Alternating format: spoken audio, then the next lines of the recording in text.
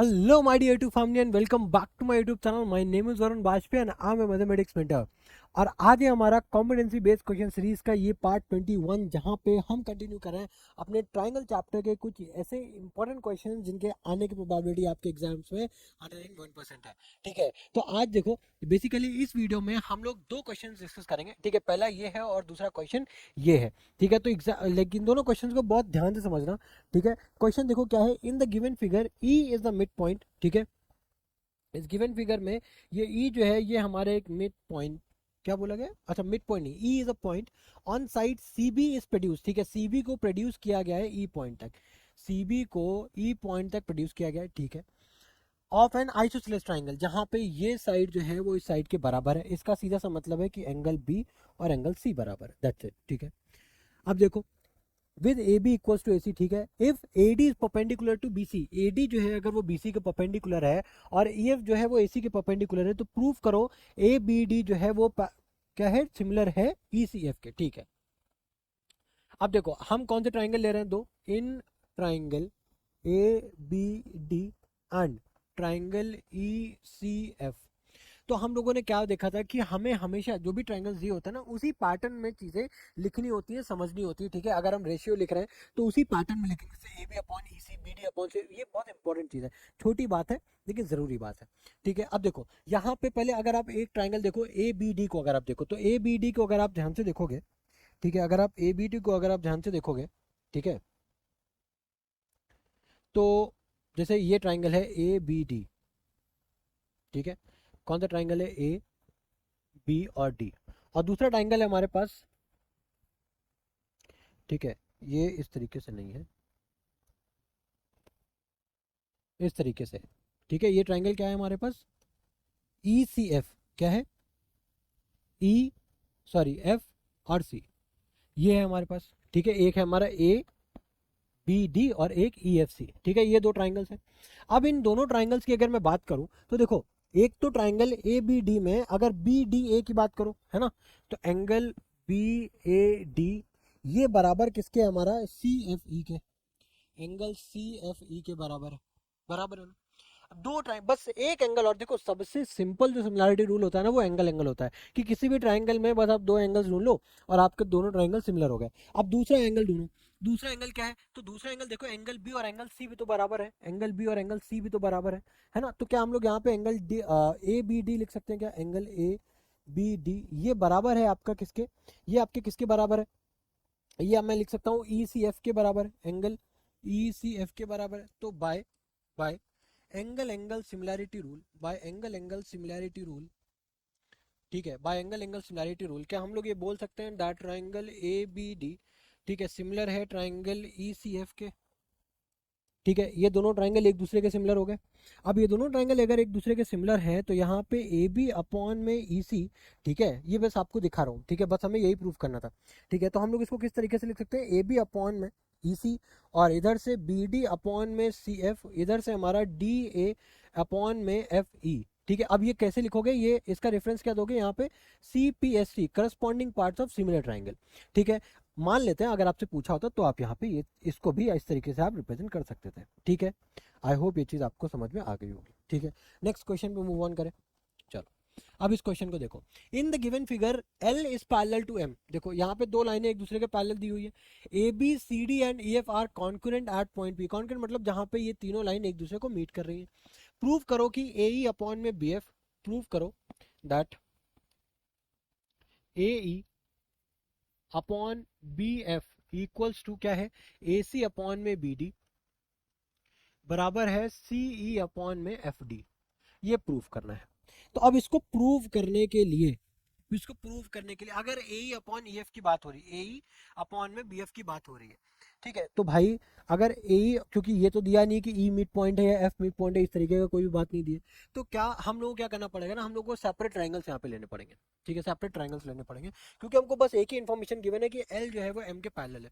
तो अगर L M के पैरेलल है, ठीक है, तो कोई भी लाइन जो एक दूसरे को कट मतलब टच करेगी या फिर कट करेगी, उन दोनों एंगल्स को अगर आप देखोगे तो भाई एक तो अल्टरनेट इंटीरियर एंगल मिल जाएंगे, करस्पॉन्डिंग एंगल्स में मिल सकते हैं। ठीक है, ये आपके ऊपर है कि आप किसको, क्वेश्चन को किस तरीके से देखते हैं।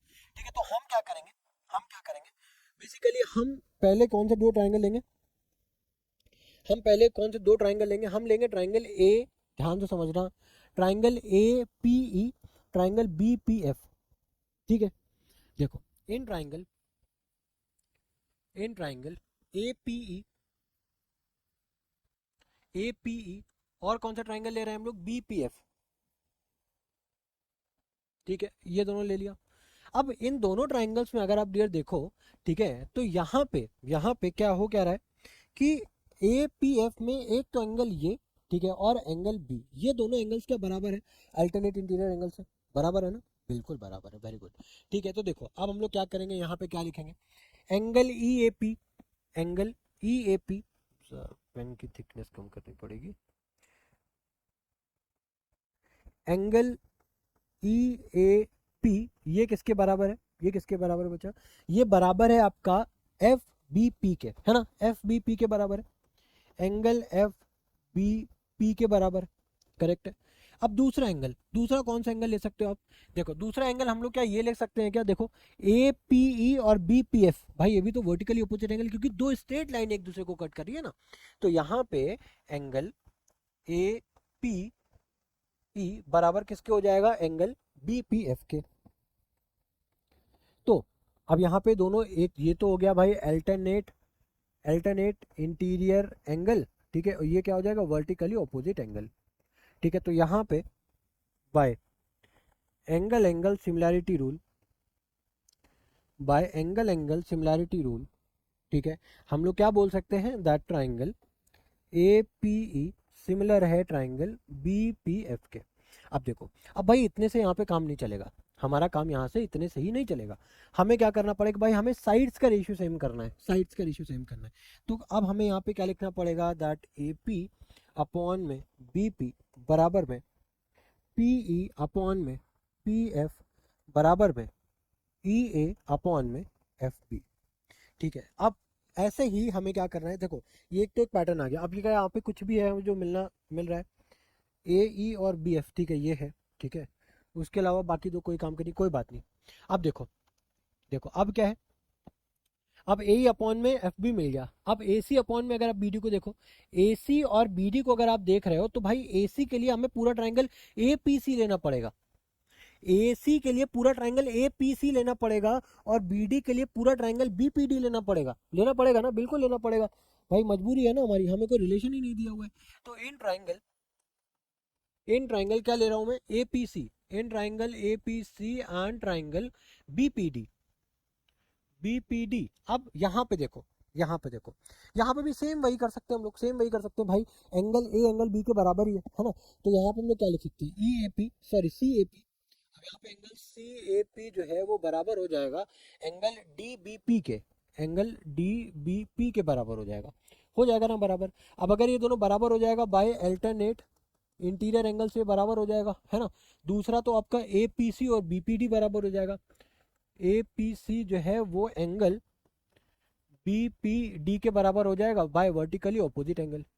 ठीक है, तो यहाँ से क्या मैं ये बोल सकता हूँ, by angle similarity rule, by angle similarity rule हम लोग क्या लिख सकते हैं डियर, यहाँ पे A P C triangle A P C ये सिमिलर है आपका ट्राइंगल बी पी डी के। अब अगर ये दोनों ट्राइंगल सिमिलर हैं, तो क्या मैं यहाँ पे ये भी लिख सकता हूँ दैट ए पी अपॉन में बी पी बराबर हो जाएगा आपका पी सी अपॉन में पी डी बराबर हो जाएगा सी ए अपॉन में डी बी। ठीक है, अब यहाँ पे हमको क्या मिल गया, हमको दूसरी चीज़ और क्या मिल गई, ए सी अपॉन में बी डी मिल गई। ठीक है, क्या इन दोनों में कुछ कॉमन है क्या, हाँ देखो A P upon B P और A P upon B P common है, तो यहाँ से ये दोनों बराबर हो गए ना। चलो अब हमको क्या देखना है, सी ई देखना है, और सी ई और एफ डी ये हमको नहीं मिला है अभी, तो सी ई और एफ डी के लिए अब हमको ये ट्रायंगल, ध्यान बहुत ध्यान से समझना, इजी क्वेश्चन है, बस स्टेप्स हमें फॉलो करना है। ठीक है बच्चा, देखो कौन सा ट्रायंगल लेना है, अगर आप पी ई सी को ले लो यहाँ से, और उधर से ले लो पी एफ डी के, पी एफ डी है ना, तो यहाँ से हमें सी मिल जाएगा, उधर से हमें एफ डी मिल जाएगा, है ना। आ रही ना बात समझ में, इजी है क्वेश्चन, इजी है, बोलो यस, बोलो यस बोलिए यस, बोलिए यस, इजी है। ये चीज़ें ना अपने आप को बोला करो, ये हंसी आ रही है, लेकिन जब कोई भी क्वेश्चन, ये एक साइकोलॉजी होती है, कि किसी भी क्वेश्चन को अगर आप पहले से ही माइंड में बैठा लो कि यार ये क्वेश्चन तो बहुत ज़्यादा टफ है, पता नहीं मुझसे होगा ही कि नहीं होगा, यार मुझे तो नहीं लग रहा, डायग्राम ही इतना टिपिकल है, मैंने तो इस टाइप का क्वेश्चन ही सॉल्व नहीं किया।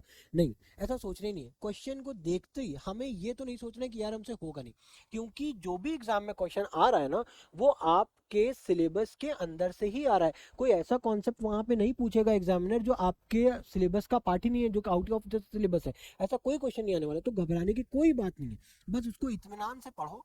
जैसे मैंने बोला कि ज्योमेट्री में जितने भी क्वेश्चन है उसको अगर आपने विजुलाइज कर लिया अच्छे से तो आपको क्वेश्चन इजी लगेगा। लेकिन अगर विजुलाइजेशन आप नहीं कर पा रहे हो यो और तो क्वेश्चन डिफिकल्ट है। और विजुलाइजेशन पावर बढ़ेगी कैसे? क्वेश्चंस को प्रैक्टिस करके। ठीक है, चलो अभी वाला देखो। इन ट्राइंगल क्या ले रहा हूं मैं? PEC, triangle PEC. ठीक है, एंड ट्राइंगल कौन सा ले रहा हूं मैं? PFD, PFD. ठीक है, ये दोनों ट्राइंगल ले रहा हूँ। अब इन ट्राइंगल में अगर आप देखो तो यहाँ पे भी भाई ये सी वाला एंगल और इधर से डी वाला एंगल बराबर हो जाएगा ना। तो एंगल ईसीपी, एंगल ईसीपी ये किसके बराबर हो जाएगा? आपका एंगल एफडीपी के बराबर हो जाएगा ना। एफडीपी के बराबर हो जाएगा। और ये किसके बराबर हो जाएगा? आपका अल्टरनेट इंटीरियर एंगल है ना, अल्टरनेट इंटीरियर एंगल। उसके बाद सीपीई एंगल, सीपीई ये बराबर हो जाएगा हमारे पास एफ डी पी के, एफ डी पी के बराबर हो जाएगा। और ये हो जाएगा वर्टिकली अपोजिट एंगल। ठीक है ना, हो जाएंगे बराबर। ठीक है, अब उसके बाद यहाँ पे भी same bye angle angle similarity rule, by angle angle similarity rule क्या हम लोग बोल सकते हैं? हम लोग यहाँ पे ये बोल सकते हैं, ध्यान से समझना। अब यहाँ पे एंगल एंगल सिमिलैरिटी रूल से दोनों ट्राइंगल सिमिलर हो गए, तो ट्राइंगल पीईसी जो है वो सिमिलर हो गया ट्राइंगल पीएफडी के। अब जैसे ही सिमिलर हुआ तो यहाँ पे क्या पीई अपॉन में पीएफ हो सकता है और ईसी अपॉन में क्या हो सकता है? एफडी हो सकता है। और उसके बाद सीपी जो है वो किसके बराबर हो जाएगा? आपका डीपी के बराबर हो जाएगा। ठीक है, तो हमें क्या चाहिए था? सीई। कहाँ पे? सी और एफडी। ठीक है, अब इन दोनों में कुछ और भी दिख रहा है क्या हमें? पीई और पीएफ, ये तो है नहीं। सीपी और डीपी कहीं है पे? हाँ ये भी है। ठीक है, देखो देखो कितना इजी हो गया। अब यहाँ पे ये AP जो है, AP अपॉन बीपी, ये भी AP अपॉन बीपी के बराबर है। तो यहाँ पे ये दोनों चीजें क्या इन दोनों के बराबर हो जाएंगी? बिल्कुल हो जाएंगी। ठीक है, तो मैं यहाँ पे लिख रहा हूँ PE अपॉन में PF, और ये भी भाई PE अपॉन PF बराबर है। भाई ये तो क्या है, बढ़िया है ना। ठीक है, अच्छी बात है। देखना, अब ध्यान से समझना। EA अपॉन में FB, हमें वही चाहिए था, तो मैंने ले लिया EA अपॉन में FB। ठीक है, आप एक बार इसको फिर से इसी फॉर्म में लिख देना। ठीक है, अब AP अपॉन PB जो है वो हमारा इसके बराबर है, इसके बराबर है ना। तो यहाँ से मैं CA अपॉन, यहाँ पे मैं दोनों चीज़ें लिख रहा हूँ। ठीक है, ये किसके बराबर है? आपका PC अपॉन PD बराबर है आपका CA अपॉन में DB। ठीक है, इसकी जगह पे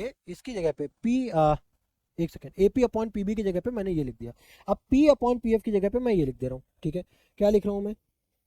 EC अपॉन में FD बराबर में CP अपॉन में DP। ठीक है, अब भाई हमको चाहिए था एक तो AE अपॉन में BF, इसको इस तरीके से लिख दो, AE अपॉन में BF इक्वल्स टू क्या चाहिए? AC अपॉन में BD, AC अपॉन में BD, इसको इस तरीके से लिख दो, AC अपॉन में BD बराबर क्या हो जाएगा भाई? PD upon DP, PD upon DP। ये तो बराबर, ये को लिखने का दो बार मतलब ही नहीं हुआ। ठीक है ना, तो इसको आप क्या लिख दो फिर उसके बाद आप, उसके बाद CE। ठीक है, यानी कि ये CE अपॉन में FD। ठीक है, यही हमें यहाँ पे प्रूफ करना था। आई होप ये दोनों क्वेश्चंस आपको बहुत अच्छे से समझ में आए होंगे। अगर फिर भी कोई भी डाउट है, मैं हर वीडियो में आपसे रिक्वेस्ट करता हूं कि अगर आपको कोई भी डाउट है, किसी भी पॉइंट पे डाउट है, तो प्लीज़ कमेंट बॉक्स में ज़रूर मेंशन करो। ठीक है, क्योंकि लास्ट टाइम पे मुझे भी पता है, ठीक है, लास्ट टाइम है एग्जाम का, बहुत कम टाइम बचा है आपके पास। ठीक है, इसी वजह से डियर मैं आप लोगों के लिए छोटी छोटी वीडियोज़ बना रहा हूँ, ताकि आप 5 से 10 मिनट के टाइम में आपका कॉन्सेप्ट बिल्डिंग तो हो ही रही है, और साथ ही साथ आप अपने ऐसे क्वेश्चन की लिस्ट भी तैयार कर रहे हो जो आपको एग्जाम टाइम में बहुत ज़्यादा हेल्प करेंगे। ठीक है, तो प्लीज़ अगर आपको ये चीज़ें समझ में आ रही है, सारे क्वेश्चन समझ में आ रहे हैं, ठीक है, मेरे पढ़ाने का तरीका समझ में आ रहा है, और या फिर अगर नहीं भी आ रहा है तो कमेंट बॉक्स में मेंशन करो। अगर समझ में आ रहा है, अच्छे लग रहे हैं क्वेश्चंस, वीडियो अच्छी लग रही है, तो please like comment and share करो। ठीक है, तो मिलते हैं आपके साथ नेक्स्ट वीडियो में। Till then good bye, thank you.